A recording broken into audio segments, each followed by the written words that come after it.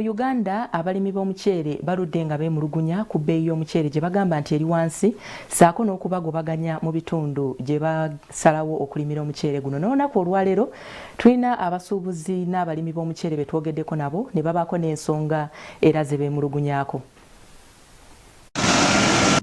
Abalimi b'omuceere n'abagusuubula bagamba emiwendo gyagwo gigudde lwa butalabirira katale.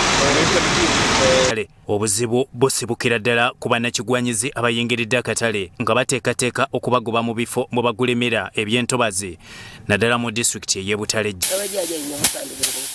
If the government is planning to ban the only source of my tuition, how shall I live? How shall I go to school? Please, government. Abatusayi abababa bali malungu kubaja abasobola osomesa abaana.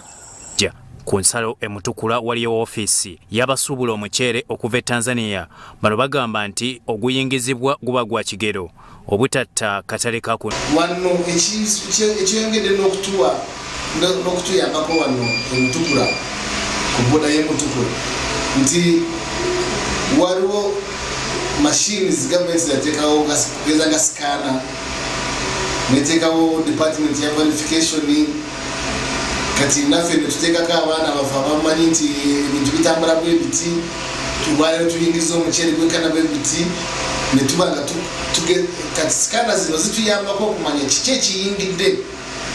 Abasinga abaali bagula omuceere ge masomero agaliisa abaana wabula nga kati omwaka mulamba n'emyezi 8 nga tebasoma maggale ekireesewo okutubira nagwo mu matundiro. Embeera y'omuceere eriwo kati si nnungi kubanga tuleeta omuceere ne batujjako emisolo esente nyingi naye netutuuka netukola ki ne sente wano nga ntono negulwawo. Abagulima e Butale beemulugunya kubatandise okuwalampa ekyokubagoba mu bifo mwe bagulimira ate nga kimanyiddwa nti okulima omuceere mu ntobazi teguzoonoona kuba gye gudda. Ministry of Environment yandibadde tuyambako nti nesooka nomanya nti cereal crops tizoonona butonde kati netugaidinga netuteerako mitigations on how we can use the environment sustainably. Isaac Kasaija, ssentebe wa Rice Business Sector Uganda, agamba nti waliwo obuzibu bw'okulekerera akatale ka kuno abagulima awaka ne bagabanako katono ng'ogusinga guva bweru wa ggwanga.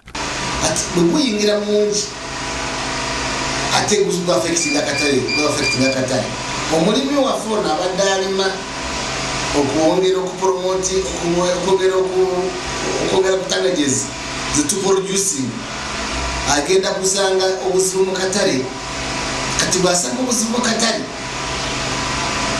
bobinamusa era tagenda kuddayo kubirimu.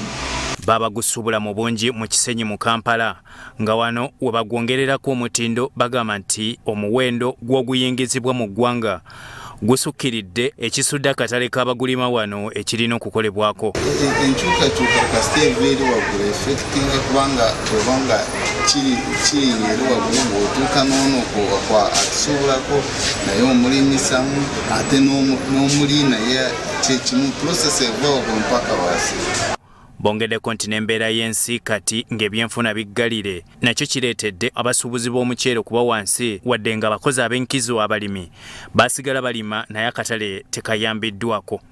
Kati ekyaleeta omuzibu covid yaleeta omuzibu abantu tebakyalina sente z'okugula omuceere edda abantu bagulanga omuceere nga gugenda mu byalo gugendawa naye kati gukyagenda guleeta nituguguleza kumpi emyezi 3. E Butale ejja okulwanyisa emiwendo gya wansi babakubirizza okutundira mu bibinja okusinga ssekinoomu. Bakolayo saako gye tuyita Doho Irrigation Farmers Cooperative Society ng'ebayamba okulima n'okugula inputs mu bungi n'okuba nga beegatta babe nga basobola okutunda. Ekyeya nakyo kye kimu ku bikosa mu bulimi bwagwo wamu n'okuba ng'enkuba bw'etonnya empitirivu etta ensigo ebeesimbiddwa.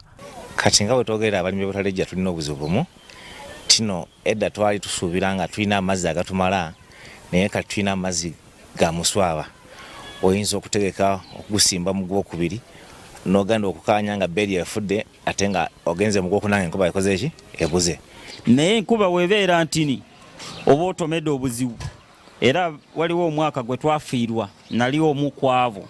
Ehoima mu bugwanjuba obw'eggwanga okukaba kw'abalimi n'abagusuubula bagamba nti abaguzi batono wabula nga kye bassaamu kinene. Okujja mpora kiro kimu noosa kuguza abantu 2 3 nka basatu kyonka kandi tituukulugamu kulungabo okuba tusuubula 2 3 tunda 2 4.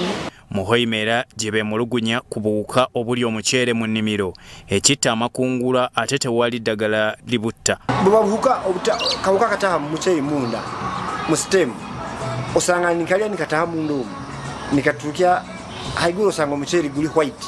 Isaac Kasaija ssentebe wa Rice Sector Uganda agamba wadde embeera eno eyogeddwako weeri abagulima kuno abakubiriza obutakoowa ku kikola. So nze nkubiriza Abannayuganda awo bonna abalina obasobola okulimira bw'olimu omuceere tugukusala omuceere gw'olimira ku eka emu gusobola okukomezaawo ensimbi times 2.